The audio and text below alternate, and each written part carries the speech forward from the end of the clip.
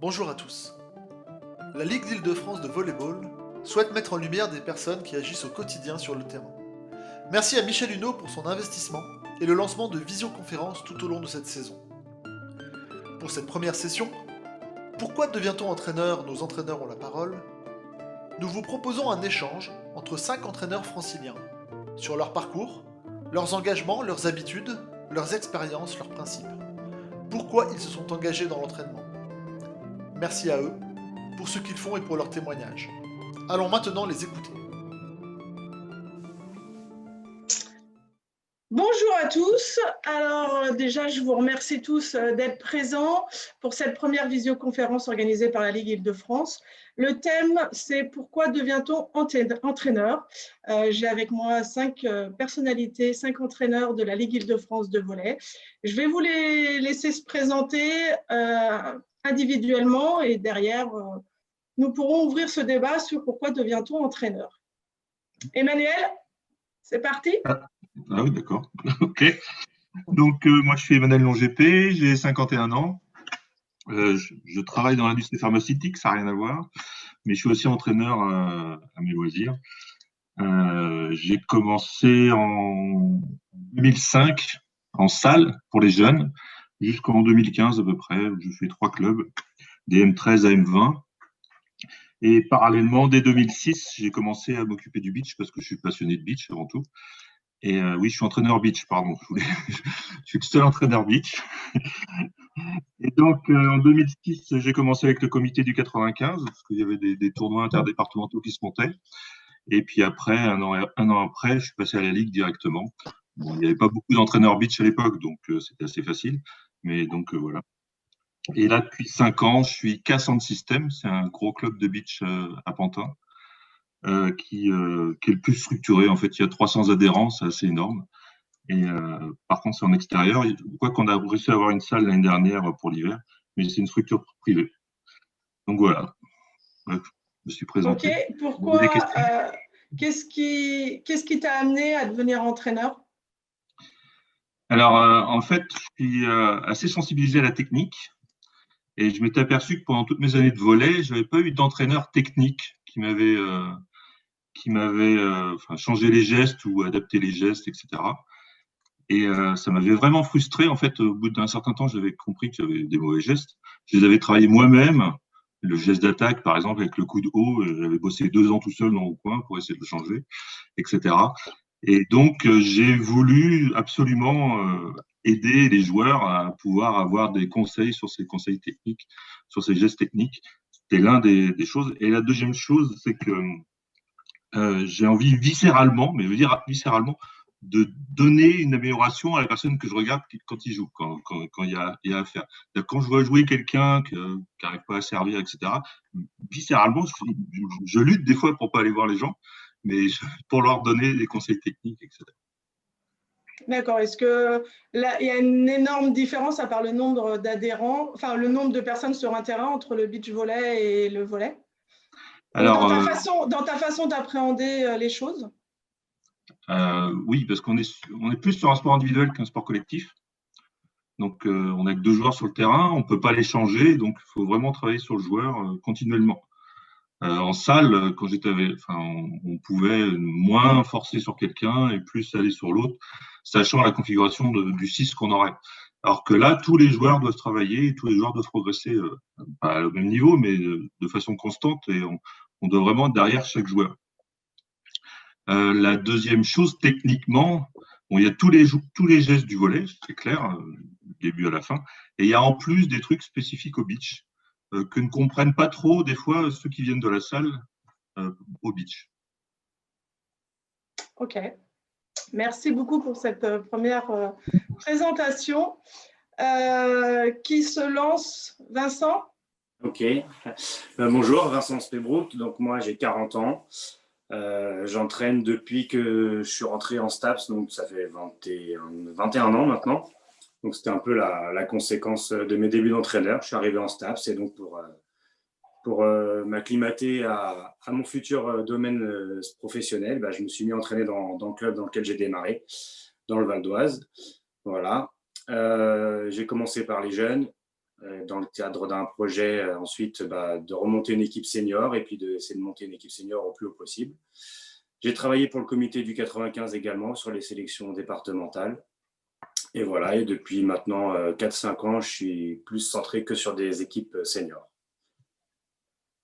Ok. Est-ce que c'était un complément sur ta formation STAPS que tu souhaitais faire pour devenir entraîneur, ou c'était vraiment deux choses différentes? Non, au début, ça accompagnait ma formation, ça allait me donner des billes dans le cadre de mon métier, et en même temps, ça m'intéressait de m'investir au niveau entraîneur dans le sport que je pratiquais. D'accord. Ok. Bon, très bien pour cette présentation. On va laisser la parole à Johan. Allez, très bien. Eh ben, bonjour, je m'appelle Yohan Chabert, j'ai 31 ans et ça fait une dizaine d'années que j'entraîne aussi. Moi, je suis arrivé entraîneur, en fait, on m'a plutôt mis en tant qu'entraîneur, on m'a poussé, parce que j'avais vraiment aucune formation et donc c'était mon entraîneur de l'époque au JS à Bordeaux, où il manquait un entraîneur sur un collectif un peu débutant qui m'a dit: «Bah, est-ce que ça te branche un petit peu d'encadrer un collectif jeune, et cetera, sans pression?» Je dis: «Bah, oui, oui, pourquoi pas», et puis, bah, au fur et à mesure, on y prend goût quand même un petit peu, et puis bah, je me suis formé et puis après j'ai travaillé avec le comité de la Gironde sur la sélection de poussine et sur la sélection, benjamine. J'ai suivi mes petits gars de cadets du coup jusqu'à les faire monter en prénat, et puis derrière après j'ai bougé sur Paris pour des raisons personnelles et professionnelles, et voilà, depuis, je suis avec les M13, bien concentré sur les M13, que ce soit dans mon club, que ce soit avec le comité du 92 avec Michel. Ok, tu es sur les M13, ça t'a jamais intéressé d'aller sur des équipes seniors? Est-ce que tu vois une différence entre entraîner des jeunes ou des seniors? Il y a une différence très claire, et pour l'instant, enfin, ça me branche assez moyennement en fait d'avoir un collectif avec plutôt des seniors. Alors j'ai eu des seniors à Asnières, mais qui étaient, enfin, une équipe senior mais composée de M18, donc enfin, M17 et M20, donc pas vraiment non plus des adultes, etc. Et en fait le rapport est pas tout à fait, le rapport et le positionnement est pas tout à fait le même, etc.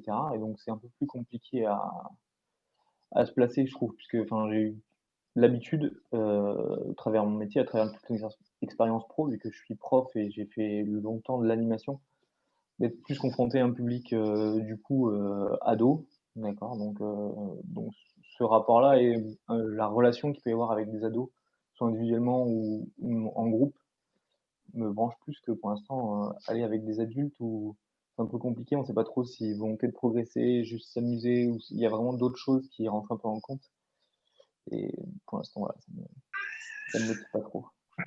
Ok. Merci pour cette première De présentation. rien. Alexandre, on te laisse la parole. Oui, bonjour à tous. Alexandre Guénim, j'ai 43 ans. Je suis entraîneur à Sartrouville Volley depuis maintenant à peu près 13 ans. J'interviens essentiellement dans les catégories jeunes, M13 et surtout M11. Et puis depuis cette année, je me suis lancé dans l'aventure senior. Donc j'entraîne les garçons, les SM2, l'équipe 2. Par ailleurs, je suis sélectionneur des M13 dans la sélection 78. Voilà. Avant Sartrouville, j'ai commencé à entraîner à l'âge de 18 ans. Donc ça a commencé très tôt. J'ai entraîné une équipe senior féminine, donc à 18 ans. C'était dans mon club de formation en Normandie, c'est Notre-Dame de Gravenchon. Voilà, mon métier, je suis prof de la ville de Paris. Donc je travaille dans les écoles primaires. Quoi d'autre pour me présenter? Alors du coup, dans le cadre de mes études, j'ai été amené à déménager souvent. J'ai fait des grandes villes telles que Rouen, Nantes, Paris. Et puis, donc, j'ai fait à peu près 8 clubs en tant que joueur. Et donc, j'ai pu croiser beaucoup d'entraîneurs. J'ai aussi, dans mon cursus de joueur, fait les sélections. Donc, j'ai commencé le volley à 13 ans. Et j'ai fait j'ai fait partie des sélections de Haute-Normandie. Et donc, dans ce cadre-là, j'ai croisé aussi des entraîneurs de la région Normandie. Donc voilà. Dans les clubs où je suis passé, donc il y en a 8, j'ai toujours entraîné. Et puis, alors surtout les catégories jeunes, 15-17 ans. Et puis, ça, c'était mon moyen à moi, avec l'arbitrage, d'avoir un petit peu d'argent de poche parce que j'étais étudiant. Et puis, voilà. Et du coup, tu es resté entraîneur. C'est toi qui as commencé, même si avec la pandémie, c'est compliqué d'entraîner. Est-ce que d'ores et déjà, tu as vu une différence entre les entraînements que tu pouvais apporter au M11 et M13 à Sartrouville et ton équipe senior? Tu me reposes la question, la pandémie, les jeunes, les Non, je seniors. disais parce que là, on est avec les adultes, on ne peut plus vraiment s'entraîner, même si Ouais. dans 78, vous avez eu la possibilité de vous entraîner un peu plus longuement que nous dans le 92, par exemple. Ah oui. Quelle a été pour toi, sur ces 2 mois, on va dire, la grosse différence entre jeunes et seniors? Alors, dans le Ce que tu as pu voir là sur la courte période. Dans le 78, les jeunes comme les seniors ont pu continuer à s'entraîner. Donc, du coup, il n'y a pas eu de… Je ne peux pas comparer par rapport à ceux qui se sont arrêtés. Ce que je sais, c'est que nous, ça s'est arrêté là puisqu'il y a eu le confinement. Mais sinon, il y a eu, c'est vrai, une période de 1 mois où et les jeunes et les seniors ont continué à s'entraîner. Donc, je ne vois pas comment je peux comparer. Non, mais est-ce que tu as vu une différence dans ta manière d'approcher l'entraînement? Ah, entre les jeunes et les seniors? Ouais. Alors moi, c'est vrai que les seniors, là, cette année, donc ça fait 13 ans que j'entraîne que les jeunes. Et pour moi, je redémarre l'aventure senior parce que je l'ai fait il y a longtemps. Oui, il y a une différence. On n'aborde pas les consignes, les exercices de la même façon quand on les présente aux jeunes ou aux seniors. C'est pas du tout la même relation qu'on peut avoir. Il y a beaucoup plus d'autonomie chez les seniors. Ils ont un vécu. Donc, les consignes ne sont pas amenées de la même façon. Les enfants ont une approche très imaginaire. Donc, les adultes, eux, c'est déjà construit. C'est beaucoup plus. On va plus rapidement vers les gammes avec les adultes, enfin, je trouve. OK. Mais on va laisser le dernier prendre la parole pour se présenter rapidement. Oui, bonjour. Je me présente, je m'appelle Olivier Prévosto.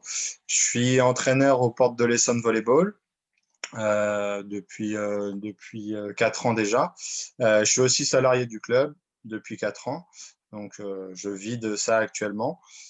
Pour parler un peu de mon cursus comme Vincent, moi je viens d'une formation STAPS. Je m'étais plutôt orienté vers le côté management que l'entraînement. Et puis finalement, les choses faisant, j'ai bifurqué plutôt vers l'entraînement. Au début, j'entraînais moi dans un tout petit club qui s'appelle Verrières, dans le 91. Et puis, en fait, Jean-Luc Le Bourlot, le conseiller technique départemental de l'Essonne, m'avait demandé d'intégrer le staff des sélections. Et ça a vraiment été un tremplin pour moi, puisque en fait, moi, j'étais un peu isolé dans mon club. Et le fait de partir en sélection, d'être responsable de la catégorie M13 garçon, ça m'a ouvert les yeux sur d'autres entraîneurs, d'autres façons d'entraîner, un autre niveau de joueur, puisque moi, je faisais de la formation de mon côté, mais bon, c'était un petit niveau. Et puis là, ça m'a ouvert les yeux sur ce que pouvait être le niveau sur cette catégorie-là. Et ça m'a donné vraiment l'envie de continuer dans l'entraînement. Voilà, après, je suis passé par le club de Villebon. En sélection, j'ai fait les M13 garçons, j'ai fait les M15 garçons, j'ai fait les M13 filles, les M12 filles récemment. Donc voilà. Et là, j'ai pris un peu de recul pour faire plutôt de la formation d'entraîneur, puisque les sélections me prenaient beaucoup de temps par rapport à mon travail à côté. OK, super, merci. Alors, je vais avoir une question pour vous tous et j'aimerais que tout le monde me réponde. Pourquoi entraîneur? Quel est le plaisir que vous procure le métier d'entraîneur? Qu'est-ce qui vous a incité, Qu'est-ce qui vous a incité? Qu'est-ce que vous souhaitez, si on avait à transmettre? De faire évoluer des personnes vers quelque chose, vers un objectif. C'est Alex tout à l'heure qui disait chez les vieux, tout est construit. Et ben, moi, je trouve justement on a besoin de déconstruire chez eux. Voilà. Ils ont justement des trucs construits, donc souvent, comme disait Emmanuel aussi au tout début, la technique, des fois, elle est arrivée sans être corrigée, donc il faut déconstruire des choses pour essayer de reconstruire sur d'autres bases. Et donc, il y a des choses comme ça qui sont intéressantes à mettre en place, ou ce que j'appellerais le QI volet. Voilà, moi, j'aime beaucoup la tactique, mettre en place le collectif pour réussir quelque chose. Et du coup, je trouve que voilà, ils ont, comme quand ils sont passés dans plusieurs mains, en tout cas pour les adultes et même des fois pour les enfants, eh ben, il y a des nouvelles choses à apporter là-dedans et leur faire découvrir des nouvelles approches de l'activité. Ça, c'est pour ma part. Ok. Qui d'autre? Je continue pour rebondir sur Vincent. Donc, j'entraîne des adultes en beach et ça n'a vraiment rien à voir avec les adultes de salle. Enfin, surtout sur la technique. Moi, je suis plus sur la technique, vous avez peut-être compris. En salle, il y avait, quand j'ai fait du régional, il y en avait 10% qui voulaient de la technique. Tous les autres me regardaient avec des grands yeux, genre, je sais faire, pas la peine de m'expliquer. Donc, il fallait adapter les entraînements par rapport à ça. Je faisais très peu de technique et plus de la tactique, plus du jeu par la musculation. Et alors qu'en beach, c'est l'inverse. Il n'y a que 5% qui veulent pas de technique. Tout le reste veut de la technique. Et c'est aussi pour ça que je me suis mis sur le beach. Au-delà du fait que j'adore le beach, il y a vraiment une demande en technique énorme en beach volley, et surtout les adultes, enfin, surtout ceux qui viennent pour s'entraîner en beach, c'est le cas. Moi, ce que j'aime donner ce que je sais, enfin mes connaissances ou ce que j'arrive à donner. Et ce que j'adore, c'est voir cette progression chez les gens quand ils arrivent à être motivés pour intégrer le geste et à pouvoir le changer. Voilà. Chez les jeunes, c'est plus facile, ils sont tous à l'écoute. Donc, il y en a très très peu qui veulent pas t'écouter. Alors que chez les adultes, il y avait vraiment une différence en ça. Johan, tu fais. Ouais, c'est sûr, les jeunes, ils écoutent tous. Voilà, hein, ça dépend. Hein. On va pas débattre sur ça, mais voilà. Non, par contre, moi, je trouve que déjà, la première chose, pourquoi j'entraîne, c'est parce que ça permet quand même de garder un lien avec le volley, parce que du coup, moi, enfin, je ne joue plus, je n'arbitre plus, etc. Donc, c'est mon lien encore avec le volley. Et voilà. Et ce qui me motive un petit peu dans tout ça, et ce que moi, je trouve hyper épanouissant sur la catégorie M13, c'est qu'on commence vraiment à avoir cette notion justement de technique. Moi, du coup, je fais quand même pas mal de gammes avec les M13 où on commence vraiment à manger du volley, de la technique vraiment pure. Et on commence aussi à passer avec cette idée tactique de collectif, etc. Et de comment on joue en 4-4. Et donc ça, je trouve ça très épanouissant sur la catégorie M13. Et puis souvent, il y a aussi le fait de voir que ils ont, voilà, moi je suis plutôt sur les filles, mais pour les garçons aussi, ils ont vraiment envie d'y arriver. Et quand ils y arrivent, souvent pour la première fois, je fais mon matché flottant ou je fais mon service matché, c'est bon, j'y arrive pour la première fois, etc., etc. C'est quand même aussi quelque chose qui est très intéressant. Et puis c'est la relation aussi qu'il peut y avoir entre les joueurs et joueuses qui est plutôt sympathique aussi, de les voir plusieurs fois par semaine, et créer l'idée vraiment d'un collectif et d'un groupe. Vous avez des choses à rajouter, Alexandre Olivier? Oui, moi, ce que ça m'apporte, personnellement, je vois ça comme une philosophie de la vie, au travers du volley, les échanges avec les joueurs, avec les autres. Globalement, depuis 18 ans, hein, j'ai dit que j'ai démarré, j'ai été entraîneur à 18 ans, j'ai évolué avec les autres. Moi, je me souviens, j'ai démarré, j'avais des certitudes. Ouais, j'avais l'impression de tout connaître du volley à 18 ans. Ma base, c'était pour savoir jouer au volley, il fallait être fort techniquement. Et partant de là, si tu n'es pas bon techniquement, tu ne peux pas être volleyeur. Et avec les années, j'ai pris enfin, c'est pas fini, hein, mais tu prends du recul, tu fais des rencontres, tu échanges avec les autres, tu te rends compte qu'en faisant autrement, ça marche aussi. Et tout ça, les incertitudes, les défaites, les victoires, et les autres avec les échanges qui t'apportent leurs solutions, tout ça, ça m'a permis finalement, ça a joué sur ma personnalité. Donc c'est une philosophie de la vie, enfin, c'est comme ça que je vois, c'est riche. Entraîner, c'est donner du temps pour les autres, mais les autres te donnent aussi en retour plein de choses. Voilà. Donc, ça fait partie de notre vie, vu l'investissement que ça demande. Voilà, c'est comme ça que je vois. C'est une passion, tout simplement. Olivier, quelque chose à rajouter à tout ça? Ben, à rajouter, disons que je peux reprendre un petit peu tout ce qui a été dit par mes collègues. C'est sûr que c'est un réel plaisir de voir évoluer les jeunes, on va dire, puisqu'on entraîne aussi beaucoup sur les jeunes, les voir évoluer techniquement, certainement, tactiquement, mais aussi humainement. Enfin, voilà, voir un jeune qu'on a pris en M11 et puis voir que maintenant il est M18, il est au pôle ou il joue à un certain niveau, c'est toujours plaisant.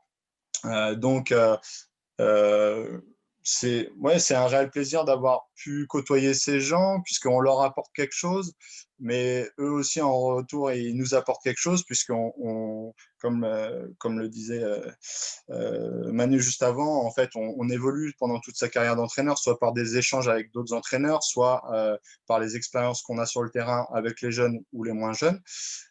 Donc, c'est une façon de tout le temps se remettre en question en tant que personne et puis d'essayer d'évoluer dans le bon sens. Et une autre chose qui me plaît beaucoup dans le métier d'entraîneur, c'est les émotions qu'on peut vivre aussi le week-end. Alors, sur les petites catégories, résultats en M11, on va avoir peut-être moins de matchs et donc là, on va être plutôt sur le plaisir de voir évoluer les petits. Après, à partir du moment où certains font de la compète, ben, je trouve que le sport, on arrive à avoir des émotions qu'on ne pourrait pas avoir dans un autre domaine. Donc, que ça soit positivement ou négativement, hein, puisqu'on ne gagne pas toujours, on ne perd pas toujours, heureusement, mais voilà, c'est toujours agréable. C'est des émotions qu'on ne peut pas vivre dans d'autres cadres, je pense. Justement, là, on parle de relations, qu'elles soient liées à des victoires ou pas. Quelles sont les relations que vous pouvez établir avec, en particulier les jeunes? C'est peut-être un peu plus compliqué sur des catégories seniors, mais sur des catégories jeunes, quelles sont les relations que vous établissez avec vos équipes? Comment vous gérez la difficulté, par exemple, de certains parents qui disent d'abord l'école avant de venir au sport ou des choses comme ça? Est-ce qu'il y en a, ça a changé leur état d'esprit aussi?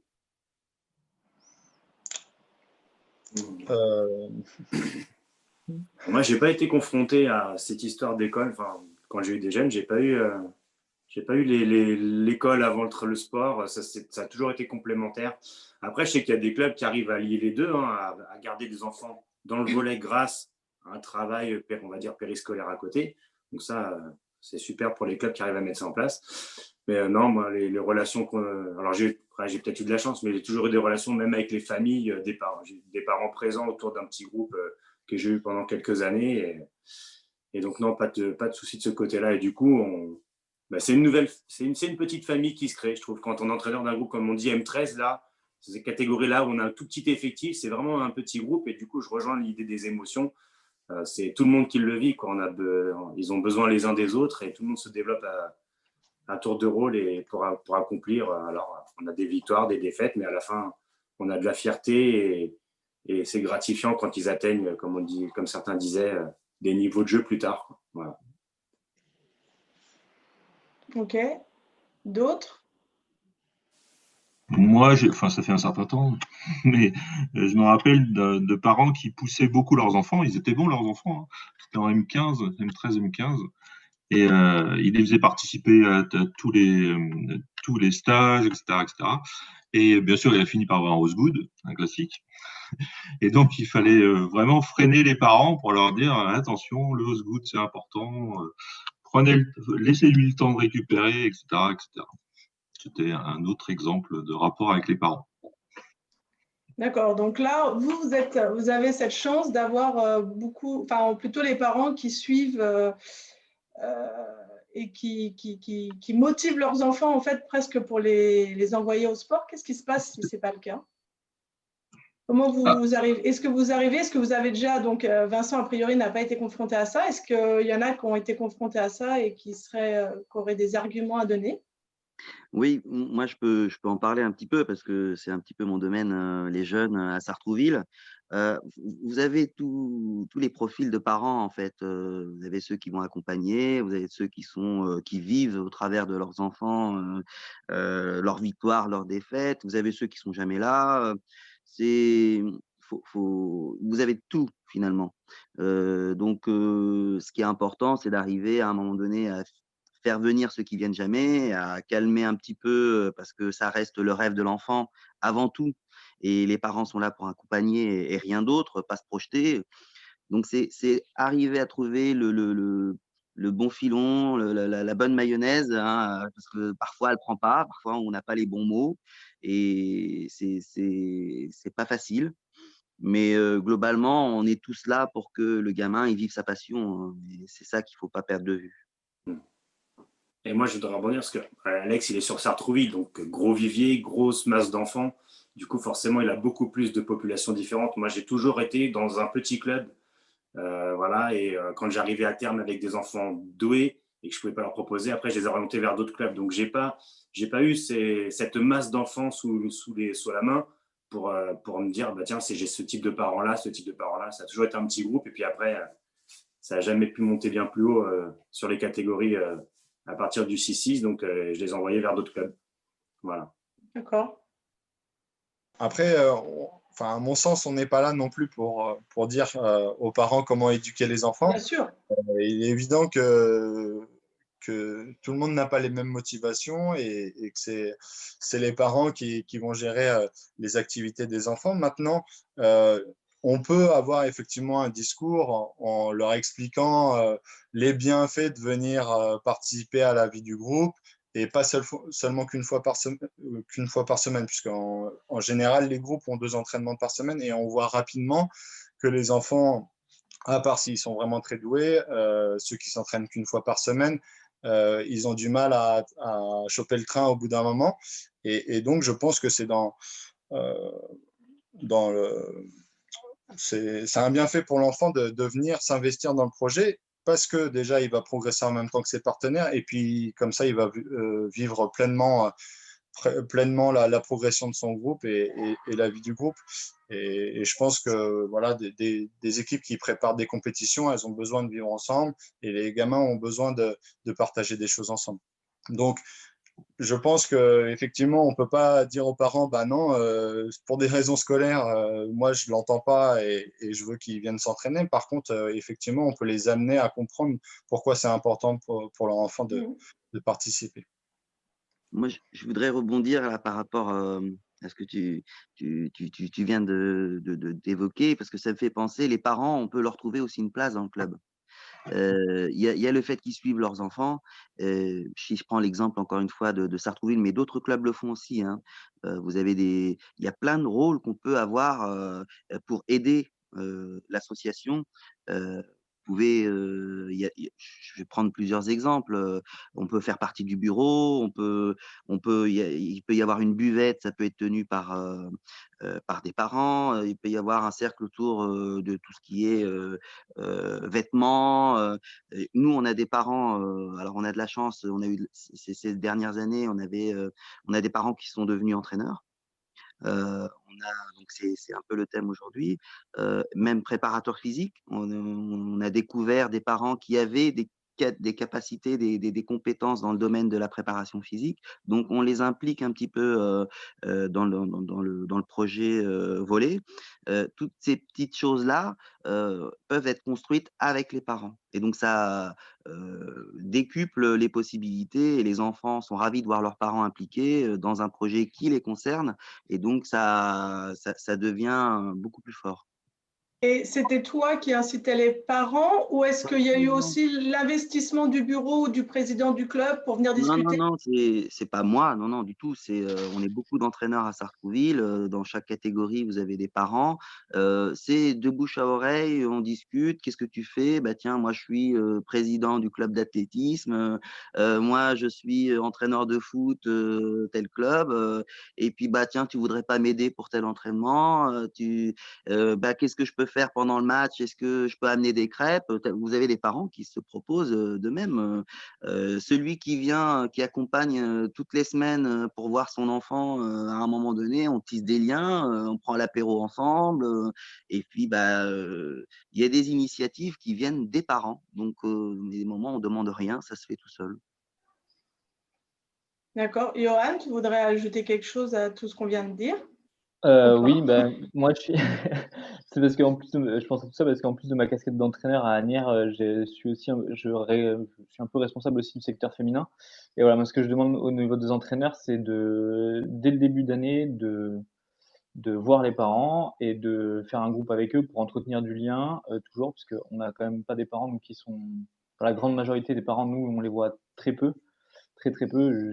Justement la réunion de début d'année, c'est souvent quasiment le seul moment où on peut les voir, mais à force d'en parler et cetera, c'est pas parce qu'on forcément les voit pas qu'ils ne sont pas intéressés et investis dans tout ça et donc voilà, à force d'en parler et tout, le but, c'est de leur faire comprendre qu'au final, c'est une relation de confiance qu'il faut qu'il y ait entre nous puisque, finalement, on est en responsabilité, alors à un degré moindre que eux, mais finalement du développement aussi de leur enfant et on sait que le sport collectif apporte beaucoup de valeur et que ça intéresse beaucoup de parents pour en parler, avec eux, ces valeurs véhiculées par le sport co et notamment par le volley. Et donc, voilà, il faut qu'il y ait cette relation de confiance, qui existe, avec les parents et puis, comme le disait, du coup, Manu, c'est voir un petit peu, ce qu'ils peuvent devenir, aussi ces parents et leur essayer de voir quel rôle ils peuvent potentiellement, avoir. OK. Vous êtes tous les 5 là, des entraîneurs aguerris qui ont une longue expérience. Est-ce que vous vous souvenez de votre première expérience d'entraîneur, ce que vous avez ressenti? C'était une fierté, si au contraire c'était une angoisse, comment vous aviez abordé ce début de métier d'entraîneur? Ah, bah, Question je piège. vais aller, c'est parti alors. Du coup, moi, je l'ai vécu plutôt comme, une continuité parce que comme je l'ai dit, du coup, j'ai fait pas mal d'animations et pas mal de colo. Donc au final, j'ai retrouvé un public de 14-15 ans que j'avais l'habitude en colo et donc mon premier entraînement où, on m'a un peu mis dedans, on m'a dit: «Tu as pas d'objectif et tout, juste, tu encadres le groupe, en attendant de voir si on a quelqu'un». Il y a jamais personne, mais bon voilà et donc du coup, c'était plutôt comme, vécu comme, un peu au départ une animation. Voilà, le fait de se dire, le volley, on le conçoit tous et si on est tous dans un gymnase, c'est aussi parce qu'on prend du plaisir à jouer au volley, donc en fait, il faut vivre ça un petit peu comme un jeu et donc l'idée, au tout départ, moi, ça a été vraiment ça, donc je l'ai plutôt vécu comme, la mise en place d'une animation comme un animateur peut faire en centre de loisirs ou en colo, donc avec, avec telle consigne, tel objectif et sous la forme un petit peu de jeu et de mouvement. Ouais, moi, j'ai aussi fait beaucoup d'animations avant, donc en fait, comme je disais au tout début, c'est que c'était la continuité de ce que je voulais devenir ensuite, c'est-à-dire enseigner les activités physiques et sportives. Et pour le coup, ça répondait à un besoin dans le club dans lequel j'évoluais. Donc, ça s'est fait naturellement et j'ai pas eu d'appréhension particulière, quoi. C'était un petit tremplin pour démarrer dans un milieu que je connaissais, donc quelque part sans pression sur les épaules, sans te demander où tu arrives, tu connais tes locaux, tu connais déjà les dirigeants du club. Donc après, voilà, c'est proposer une aide dans ce club et puis voilà, se construire dessus progressivement. Voilà.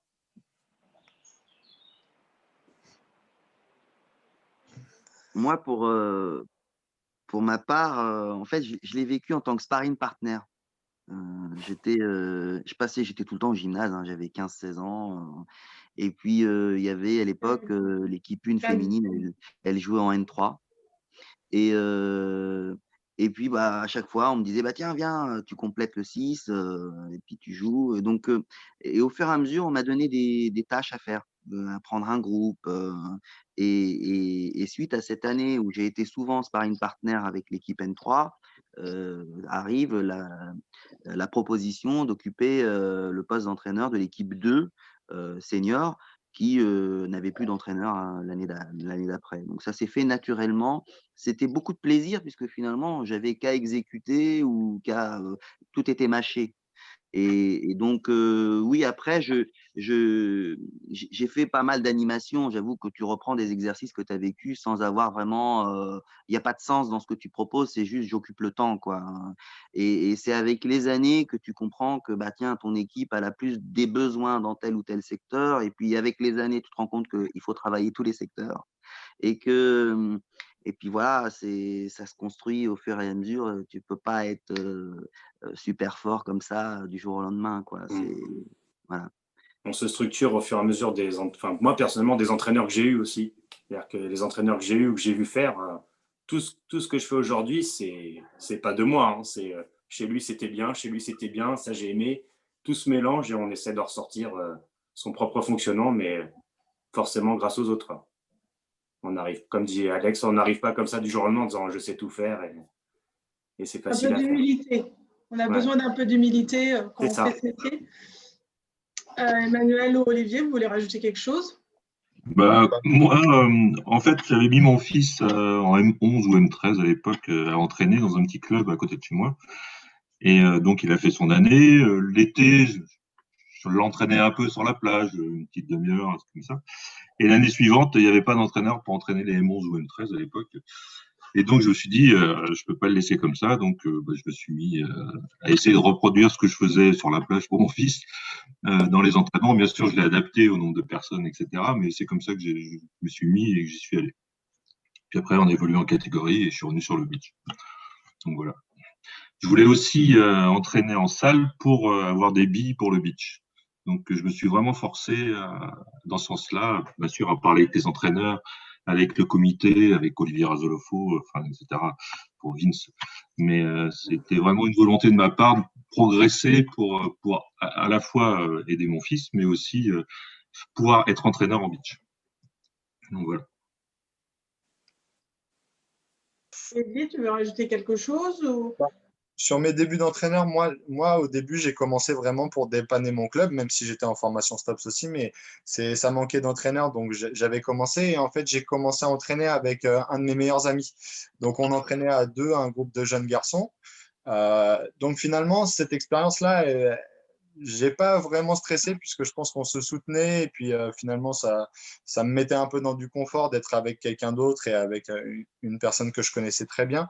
Et puis la deuxième chose, c'est que on se sentait légitime par rapport au groupe de débutants qu'on avait, malgré notre peu d'expérience.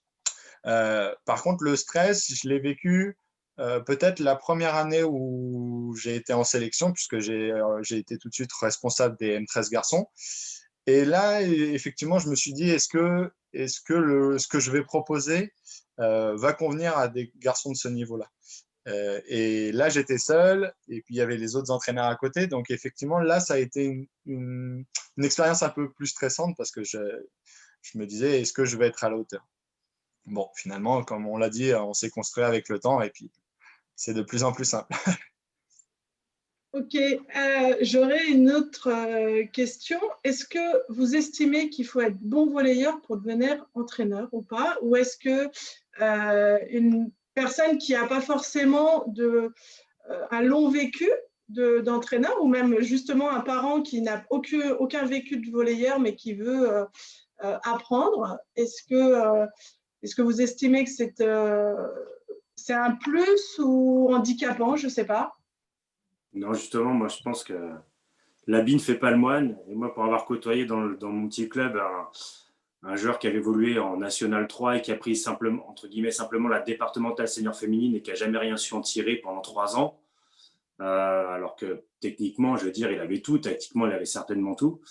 Et à l'inverse, je connais des gens qui n'ont pas évolué plus haut que du niveau régional et qui sont capables, ou qui ont peut-être même sorti du loisir, qui sont capables en se formant, de monter des groupes ou des jeunes à haut niveau, quoi. Donc non, pas du tout. Pour moi, être bon volleyeur, ça ne veut pas dire être bon entraîneur, quoi. C'est vraiment dans le relationnel, dans la pédagogie, les discours que tu vas tenir pour motiver ton groupe. Et après, voilà, la légitimité que tu vas ne surtout pas dire, justement, à mon avis, ce que tu étais avant. Parce que là, tu perds ta légitimité. Ouais, je pense qu'il faut pas avoir peur. Moi, comme tu dis, j'ai croisé aussi des personnes qui n'étaient pas du tout du monde du volley.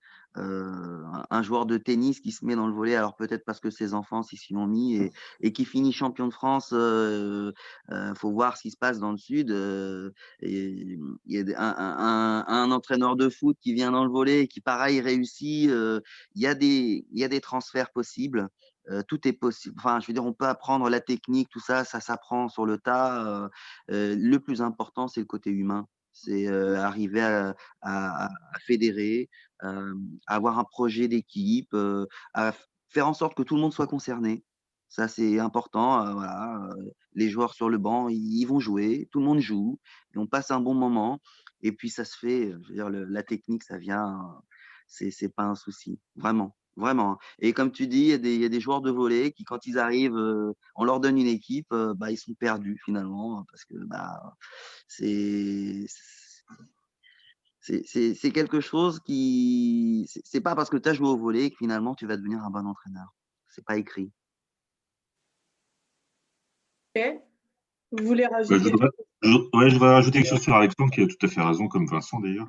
Et il y a aussi une chose où je trouve que enfin, les entraîneurs ont, c'est cette passion du volley ou du beach.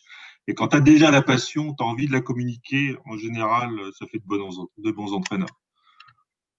Au-delà du fait du bon joueur volley qui veut se mettre à entraîner. Ouais, je pense que le bon joueur volley descend peut-être pour faire un petit gagne-pain des fois.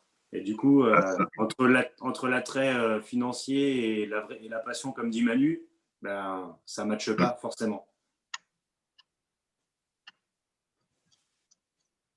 D'autres arguments, messieurs? Ou c'est bon? Moi, je voudrais rebondir parce qu'il ne faut pas croire non plus que celui qui est volleyeur ne peut pas devenir bon entraîneur. Ah non, Je on n'a voudrais pas dit aussi, ça. non, Il non, y a non, des non, bons volleyeurs qui sont ça n'a pas, passionnés. Hein.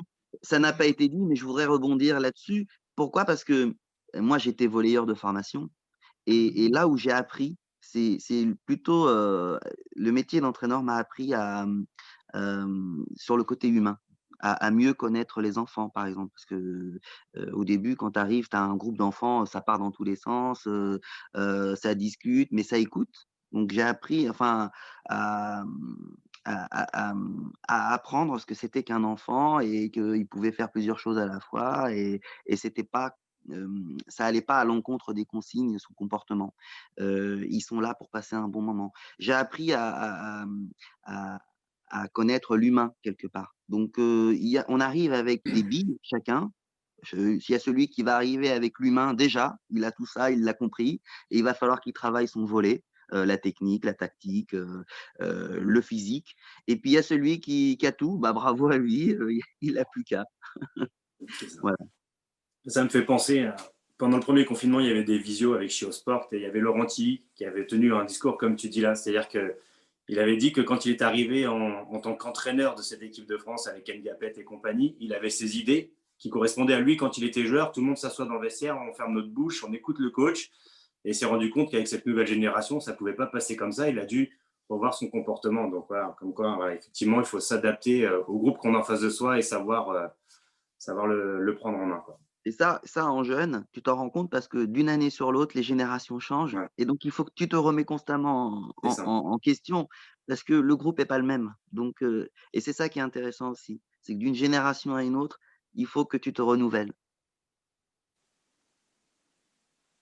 Ok. Merci. Du coup, vous êtes tous entraîneurs depuis de très nombreuses années, aguerris, de sélection et autres.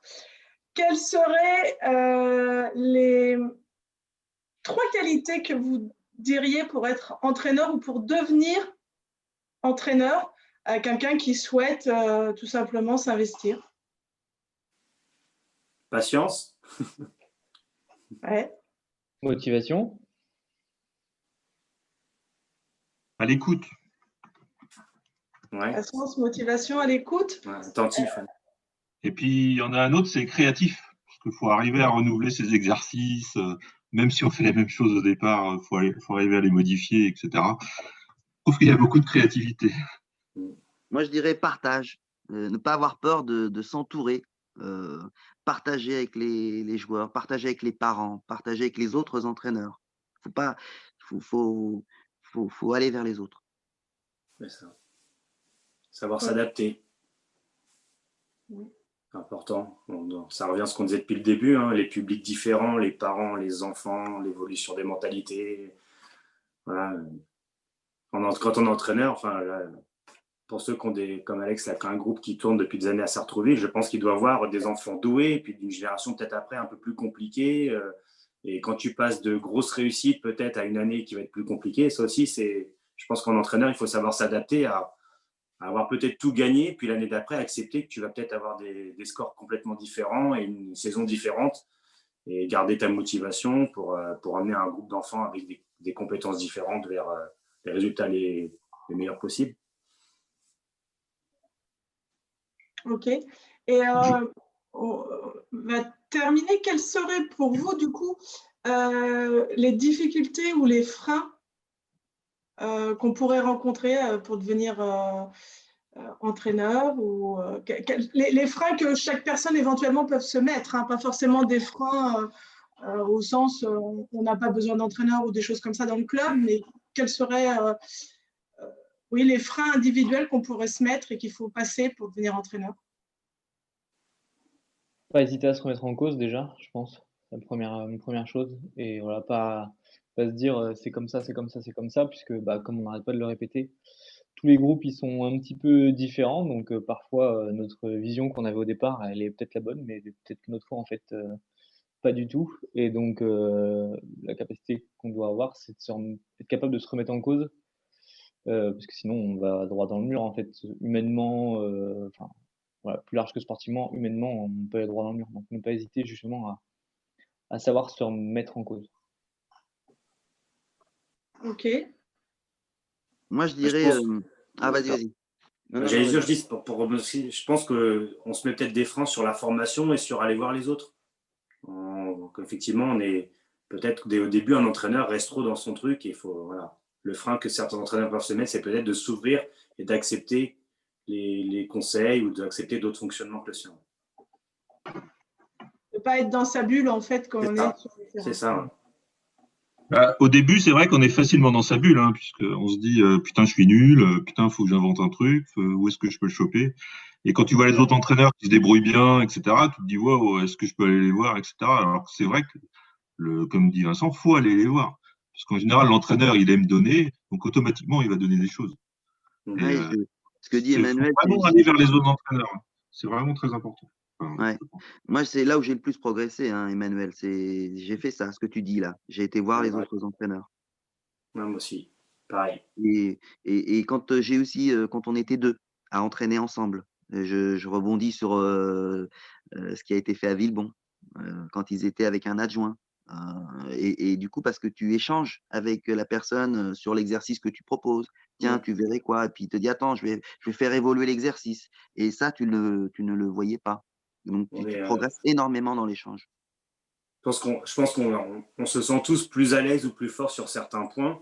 Et du coup, effectivement, être avec quelqu'un d'autre. Moi, je sais que mon groupe senior féminin me demande d'avoir un adjoint. Alors, elle rêve un peu parce qu'on n'a pas tous les clubs qui ont les moyens de prendre des adjoints selon les niveaux. Mais c'est vrai que moi, je suis, comme je dis au début, très porté tactique, et qu'elles veulent plus de technique, comme par exemple Manu semble vouloir dispenser, quoi. Et moi, effectivement, sur des seniors, j'estime que la technique, en général, ils sont censés l'avoir déjà eu avant dans leur volet, et que maintenant, on doit partir sur d'autres choses. Donc voilà, je pense que c'est pour ça qu'il faut s'ouvrir à d'autres et apprendre des autres. Et écouter, encore une fois, il disait écouter, puisque moi, les joueuses m'ont demandé ça, et j'ai dû aller chercher de la technique pour conserver l'attention de mon groupe et la motivation. Il a fallu se remettre en question et dire, bon, ben voilà, je vais arrêter de faire que de la tactique, et je vais leur apporter ce besoin technique qu'elles réclament. Olivier, tu veux rajouter quelque chose? Encore une fois, je vais reprendre un peu ce qui a été dit. Je pense que oui, peut-être que des gens n'osent pas s'engager dedans parce qu'ils ne se sentent pas légitimes. Mais la légitimité, on peut l'acquérir en se documentant, en allant sur Internet chercher des exercices qu'on peut s'approprier, puisqu'en fait, on fonctionne tous différemment. Donc, quelqu'un va mettre un exercice en place, mais moi, j'aurais du mal peut-être à le mettre parce que c'est peut-être pas ma philosophie. Donc, c'est réussir à s'approprier les choses et effectivement aller chercher aussi du contenu auprès d'autres personnes qui ont plus d'expérience. Parce que effectivement, arriver à l'entraînement sans savoir quoi faire, c'est un stress et puis ça peut être un frein à se dire ben, je vais me lancer complètement dedans. Par contre, aller voir d'autres personnes, se documenter, aller voir différentes philosophies et essayer de se construire soi-même pour se sentir un peu plus légitime et effectivement être un peu plus comment dire à l'aise dans la façon d'entraîner. Ok, Je, vas-y. je voudrais juste rebondir sur la question qui était les freins, les difficultés, et je voudrais partir sur autre chose. Aujourd'hui, moi, en ce qui me concerne, les freins et difficultés, c'est le temps que ça nécessite, l'implication. On y passe énormément de temps, mine de rien. Une catégorie, c'est 2-3 entraînements par semaine, c'est les compétitions le week-end. Donc, il faut bien s'organiser parce que quand on a une vie de famille, c'est pas facile. Hein. Donc, si on a en plus des enfants qui font du sport, donc il y a le temps qu'on donne aux autres et il y a le temps qu'on doit garder pour sa famille, pour soi. Donc là, ça, c'est un frein. Donc, il faut bien s'organiser pour Il y a que trouvé un personne. équilibre. Voilà, L'équilibre, faut arriver à négocier, à trouver un équilibre, que personne ne soit perdant, que tout le monde y gagne. Et c'est pas facile. Donc, ça, c'est des choses qu'il faut discuter à la maison. Et puis avec les clubs sont capables d'entendre tout ça. Donc moi j'ai la chance d'être dans un club qui me permet de choisir un peu mes créneaux et ça a aidé aussi à ce que bah, je reste parce que sinon j'aurais pas pu continuer. Les petites pressions aussi, les difficultés, on parlait des parents tout à l'heure. Vous avez des parents qui au début bah, se projettent plus qu'il ne faudrait et donc, ça, ça blesse aussi l'enfant, quelque part. Quand on voit son papa, sa maman crier dans les gradins, parce qu'il n'est pas content d'une situation ou du fait que son enfant ne joue pas ou joue mal. Ça peut. Donc, du coup, il faut discuter. Il faut expliquer qu'on perd, on Il y a beaucoup gagne, de ça fait relationnel. partie. Voilà. Mais c'est pas facile parce qu'il y a des parents qui l'entendent et puis il y en a d'autres, bah, il faut du temps. Et puis il y a une dernière chose, les freins, les difficultés, c'est que c'est pas un métier. On est bénévole. Donc c'est aussi un frein parce que c'est pas reconnu professionnellement, alors que c'est pas loin de ce que fait l'éducation nationale. Hein. On a une mission, on forme des citoyens, dans la compétition, il y a des choses qui se passent.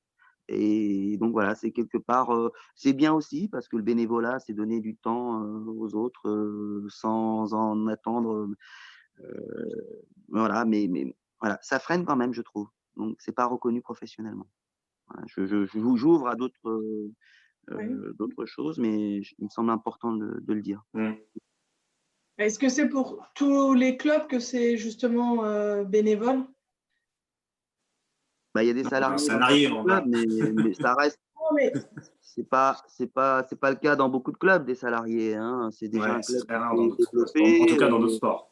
Oui, La majorité des entraîneurs sont bénévoles, hein, enfin, ou Ouais. très peu oui, moi, payés.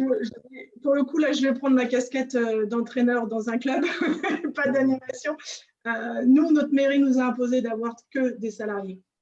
Ouais. ah bah c'est bien, non Et- mais c'est super, bravo. Voilà. Donc, Vous avez nous, assez de on est sponsors? tous salariés. Il faut savoir que là, je vais un tout petit peu sortir du cadre, que être salarié dans le sport, il n'y a pas réellement de charge et ça ne change pas grand-chose en fait pour les clubs. Voilà, si jamais les clubs vous défraient, dans le cadre où effectivement c'est un pur bénévolat, c'est encore autre chose. Non, mais c'est une perspective d'avenir pour des clubs. Enfin, moi, de mon regard extérieur, s'il n'y a pas déjà une grosse structure qui existait, les clubs qui ont réussi à monter, et là je pense à Olivier UGS Sport de l'Essonne, enfin avant ce club, c'était pas UGS Sport de l'Essonne. Donc il y a un salarié, ce sont des clubs qui se sont construits, qui se sont mis ensemble. Il y a vraiment eu quelque chose qui s'est fait et c'est ce travail-là qui permet de développer les clubs. Le salarié a du temps pour travailler. Alors, je ne sais pas, Olivier, tu travailles peut-être en scolaire pour le club à côté? Ouais, je fais de Tu montes des l'intervention projets. scolaire, Voilà. je monte des projets, j'entraîne plusieurs équipes. Voilà, c'est Tous les mais clubs c'est qui un job arrivent à à temps monter plein. des projets en scolaire, peut-être des sections sportives en collège, bah, récupèrent le fruit de ça.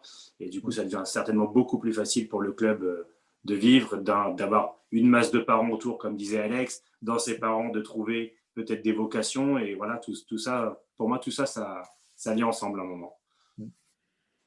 Ok.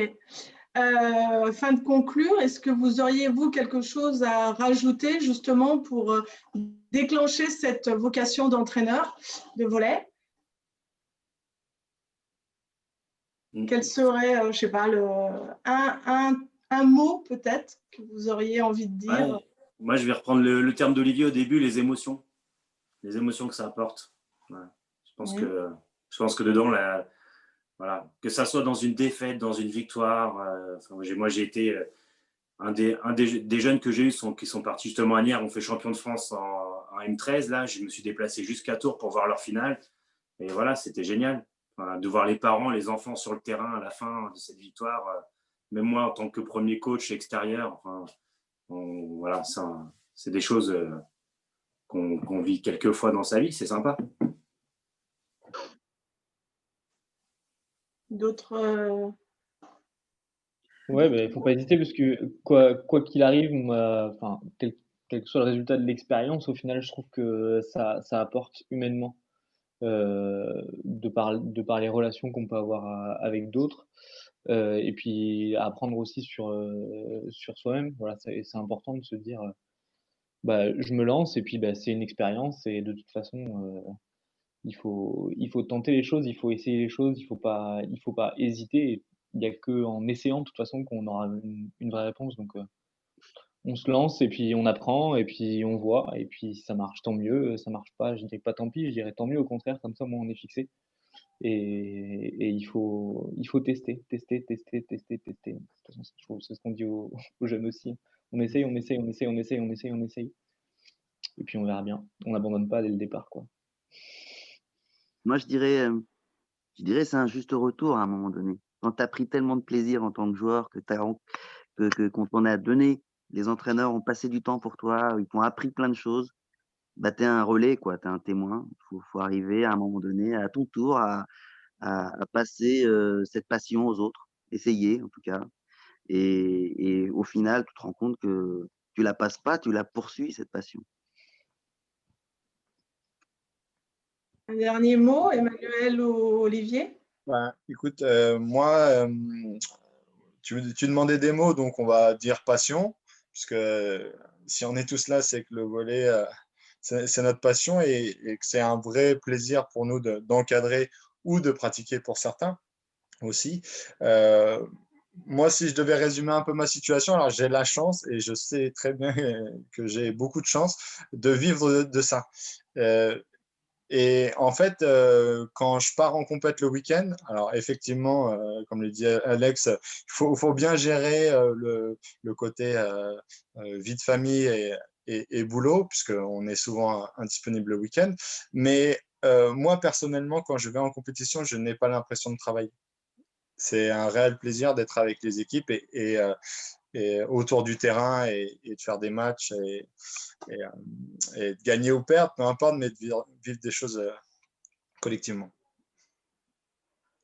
Voilà. C'est une bonne conclusion. Emmanuel, tu veux rajouter quelque chose? Moi, enfin, je peux pas reprendre tout ce qu'a dit tout le monde, mais moi, ce que j'essaye de faire à Sound System, c'est d'aller voir les joueurs et leur dire, toi, tu es passionné par le beach, vas-y, n'aie pas peur, essaie d'être entraîneur, tu vas voir, et tu essaies de répondre à leurs objections. Tu dis, ouais, mais je suis pas assez bon, ouais, mais non, et je dis, non, avant tout, c'est la passion, vas-y, essaye, tente, pose des questions, et c'est ce que j'essaye de faire. Ok. Eh bien, écoutez, tous les 5, je vous remercie beaucoup. Nous, on se retrouve très prochainement pour une nouvelle visioconférence. Merci beaucoup à tous. Madame, Bonne Merci, au revoir. Merci, au Salut. revoir.